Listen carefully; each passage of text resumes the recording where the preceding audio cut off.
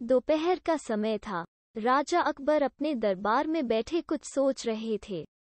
अचानक उन्हें बीरबल की कही हुई एक बात याद आई।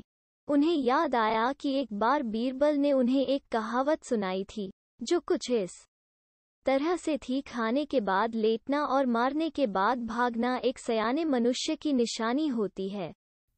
राजा सोचने लगे, अभी दोपहर का समय है, यकीनन बीरबल खाने के बाद सोने की तैयारी में होगा। चलो, आज उसकी बात को गलत साबित किया जाए।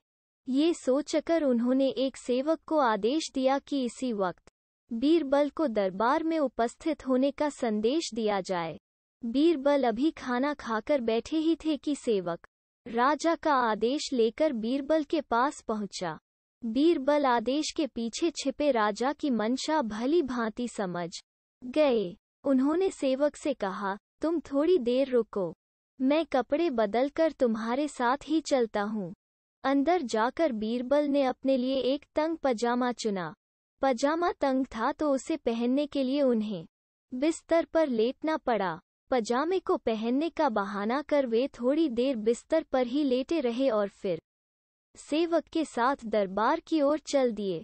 दरबार में राजा बीरबल की ही राह देख रहे थे। उनके वहां पहुंचते ही राजा ने पूछा, क्यों बीरबल, आज खाने के बाद लेटे थे या नहीं?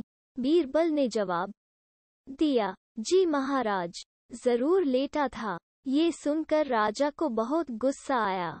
उन्होंने बीरबल से पूछा, इसका मतलब ये है कि तुमने मेरे आदेश का असम्मान किया? तुम उसी समय मेरे सामने क्यों उपस्थित नहीं हुए? इसके लिए मैं तुम्हें सजा देता हूँ।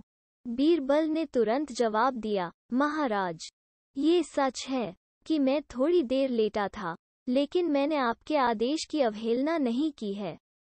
आपको मुझ पर यकीन न हो तो आप सेवक से इस बारे में पूछ सकते हैं। हाँ, ये अलग बात है कि मुझे इस तंग पजामे को पहनने के लिए बिस्तर पर लेटना पड़ा था। बीरबल की इस बात को सुनकर अकबर हंसे बिना रह न सके और उन्होंने बीरबल को दरबार से जाने दिया।